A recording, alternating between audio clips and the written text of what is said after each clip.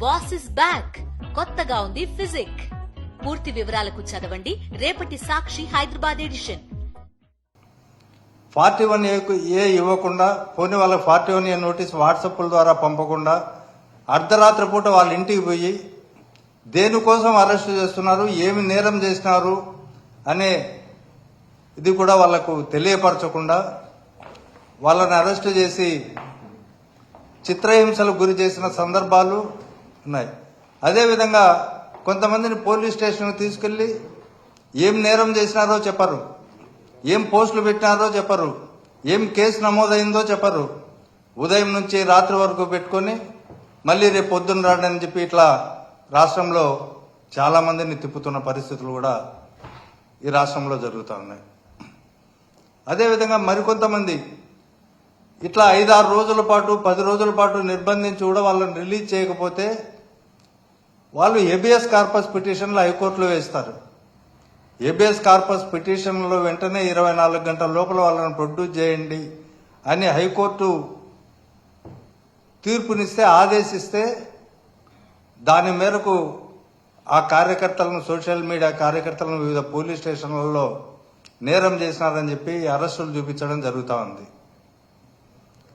మా పైన పోలీస్ డిపార్ట్మెంటే మీరు కేసులు వేస్తారా అనే దీంతో ఇప్పుడు హెబియస్ కార్పస్ పిటిషన్లు పెట్టిన వాళ్ళపైన ఒకరిపైన 21 కేసులు, ఇంటూరు రవికిరణ్ పైన 16 కేసులు, పెద్దింటి సుధారాణి పైన 14 కేసులు, ఇలా చాలా మంది పైన 10లకు పైన కేసులు పెడతా పోతా ఉన్నారు. ఇది అత్యంత దుర్మార్గమైన విషయం. చట్టాలను పరిరక్షించిన పోలీసులే చట్టాన్ని తమ చేతుల్లోకి తీసుకోవడం. తర్వాత ఈ ప్యాటర్న్ అంతా ప్రజాస్వామ్య సూత్రాలకు భిన్నంగా జరుగుతూ ఉంది.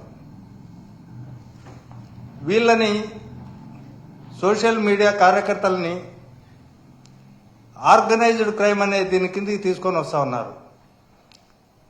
భారతీయ న్యాయ సంహిత అని ఈ మధ్య ఒక చట్టం తెస్తే ఇండియన్ పీనల్ కోడ్కు బదులుగా వాటిలో 111 సెక్షన్ అని ఒకటి యాడ్ చేసి ఆ సెక్షన్ను సోషల్ మీడియా కార్యకర్తలకు పెడతా ఉన్నారు.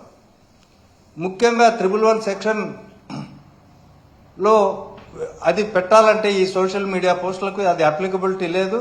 దాన్ని పెట్టాలంటే ఆ 111 సెక్షన్ కిడ్నాపులు చేయడమో, రాబరీలు చేయడమో, లేకపోతే కంటిన్యూస్ గా వెహికల్ థెఫ్ట్లు, ల్యాండ్ గ్రాబింగు, తర్వాత ఎకనామిక్ అఫెన్సెస్, తర్వాత ఎక్స్టార్షన్ ఆఫ్ మనీ, ఏదో డబ్బుల కోసం ఇతరులను వేధించి వాళ్లను సుపారీ హత్యలు చేయడము, ఇట్లాంటి లక్షణాలన్నీ ఉన్న వాటిని మాత్రమే 111 సెక్షన్ పెట్టాలని స్పష్టంగా చట్టంలో పేర్కొన్నప్పటికీ ఆ సెక్షన్ను సోషల్ మీడియా కార్యకర్తలపైన అన్యాయంగా పెడుతున్న సందర్భాలు ఇక్కడ మనం చూస్తా ఉన్నాం. ఇక్కడ ఎక్కడైనా కానీ పెక్యూనియరీ ఇంట్రెస్ట్ కానీ, ఫైనాన్షియల్ బెనిఫిట్స్ కానీ ఆశించి సోషల్ మీడియా కార్యకర్తలు ఎక్కడ ఎక్స్టార్షన్ కానీ లేకపోతే ఇంకోటి కానీ చేయలే.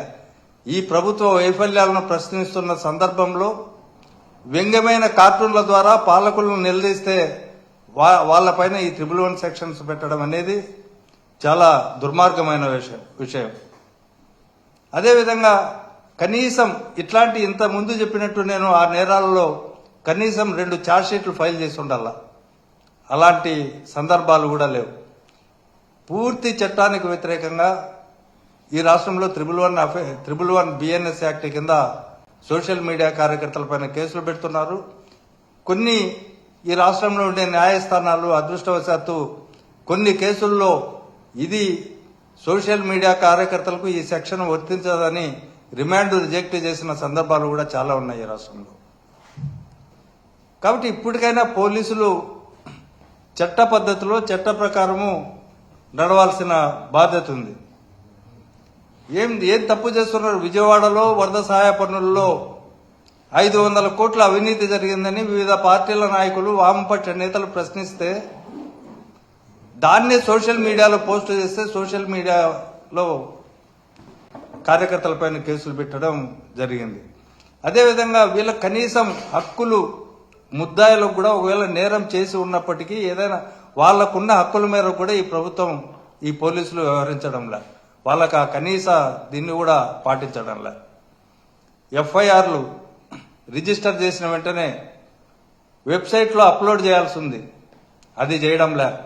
24 గంటల లోపు కానీ వెంటనే కానీ రిజిస్టర్ చేసిన వెంటనే కానీ అది కోర్టుకు పంపించాల్సిన బాధ్యత ఆ ఎఫ్ఐఆర్లను ఈ ప్రభుత్వం పైన ఉంది.